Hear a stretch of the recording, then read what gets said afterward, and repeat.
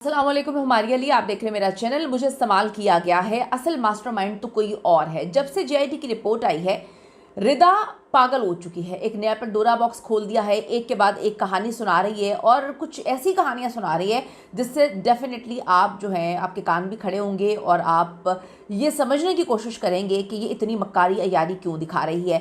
मैं अकेली कैसे वर्दा को कत्ल कर सकती हूँ। कहती है कि जी सोचने वाली बात है, मुझे बाहर निकालो तो मैं असल कातिल तक पहुंचाऊंगी और जो एजेंडा है इस कत्ल का वो सुनकर तुम लोग हैरान रह जाओगे। वर्दा से सिर्फ सोना लूटना मकसूद नहीं था, एक जाली जिरगा जो है वो करवाया गया, किसके कहने पर आकर करवाया गया। जेआईटी रिपोर्ट में किस किस का नाम शामिल है, खौफनाक चीजें सामने आ रही हैं और पता चल रहा है कि उस डॉक्टर के साथ कितनी जो है उसको अजियत दी गई और अजियतनाक मौत। सारे मामले को दफन किया गया, इस केस को दबाने की कोशिश की जा रही है। क्या सिर्फ 67 तोला सोने की कहानी है, ये पीछे कुछ और भी मकासद थे इन दरिंदा सख्त लोगों के। आज की वीडियो में आपसे बात करते हैं इस हवाले से। रिक्वेस्ट है चैनल को सब्सक्राइब करें, इससे हमारी हौसला अफजाई होती है। वीडियो को आखिर तक मुलाहिजा जरूर फरमाइएगा। आप सबको पता है डॉक्टर वर्दा केस एक ऐसा अहम तरीन केस जिस पे जेआईटी बनाई जाती है और जेआईटी रिपोर्ट में एक नाम ऐसा है जिसने सबको हिला के रख दिया है। रिदा और वहीद बिल्ला ने महंगे वकील किए हैं जी, और अब सारी गेम उनके मशवरों पर घुमाई जा रही है। इतने अमीर हैं भाई, अगर आप इतने अमीर थे तो आपको एक मतलब सोने के लिए आपने कत्ल कर दिया, आप कातिल बन गए, या फिर ये ही आपका कारोबार था। इसी तरह लोगों को लूट लूट के कत्ल करके आप अमीर बने हैं।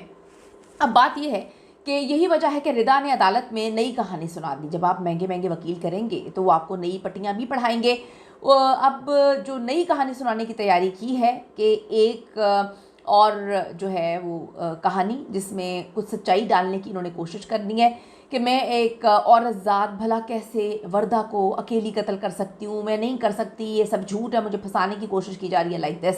दूसरी तरफ जो एबटाबाद के मकामी सहाफ़ी हैं उन्होंने जेआईटी रिपोर्ट की जुस्तजू शुरू कर दी है और कुछ पॉइंट्स निकालने में वो कामयाब भी हुए हैं। रिदा और वहीद बिल्ला के साथ पुलिस वालों के अलावा एक और जो है वो बहुत बाअसर शख्स भी शामिल था सारे के सारे मामले में। मकामी सहाफ़ी पहले दिन से ही जोर दे रहे हैं और बहुत जोर दे रहे हैं कि जी इतना बड़ा कदम जो है वो अकेले नहीं उठा सकते, इनके पीछे कोई ना कोई बड़ी पुष्टपनाही है, इनके पीछे कोई बड़ा बंदा है जो हर मामले में इनको बचाने की कोशिश कर रहा है। तो इतना बड़ा काम जराइम पेशा अफराद से रब्ता करना, फिर पुलिस की इन्वॉल्वमेंट बगैर किसी बड़ी शख्सियत के ये नहीं हो सकती है।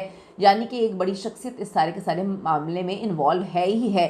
यही वजह है कि जेआईटी रिपोर्ट पब्लिक करने का मुतालबा अब हर गुजरते दिन के साथ जोर पकड़ना शुरू हो चुका है, क्योंकि अब पुराने केसेस भी खुल रहे हैं और बड़े मगरमच्छों के नाम भी अब सामने आ रहे हैं। डॉक्टर वर्दा के अगवा और फिर कत्ल में गिरफ्तार मुलजिमा रिदा के शौहर वहीद के खिलाफ एक बहुत बड़ा फ्रॉड का मुकदमा भी दर्ज हुआ है।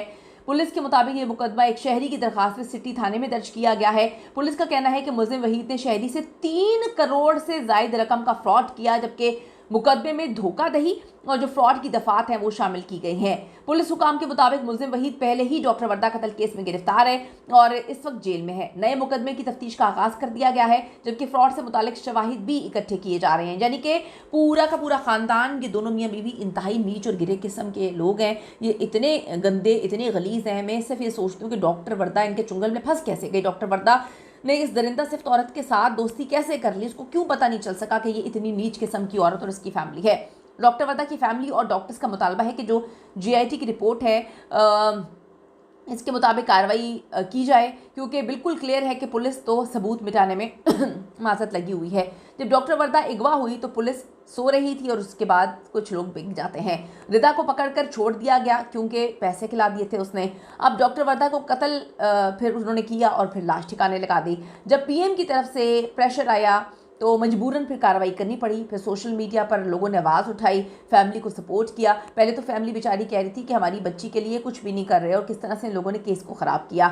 फिर इनको कार्रवाई करनी पड़ी और आप देखें कि शमरेज जो है उसको मारकर अहम तरीन गवाही ज़ाया कर दिया गया। इसके पीछे की क्या कहानी है, इस पर भी इन्वेस्टिगेशन होनी चाहिए। लेकिन ये 2025 का एक खौफनाक तरीन केस था, जहाँ पर इतना खौफनाक केस जहाँ पर मैं कहती हूँ कि आप तसव्वुर भी नहीं कर सकते कि आजकल के दौर में कोई इस तरह से आपके अंदर घुस के आपसे दोस्ती करके आपको तबाह बर्बाद कर देगा। लेकिन अभी हमें समझने की ज़रूरत है, 2026 है और सबूत और शवाहिद मिटाना आसान नहीं है। फोरेंसिक रिपोर्ट भी इस वक्त आने वाली है। वहीद की ज़मानत की दरख्वास्त 7 जनवरी की है।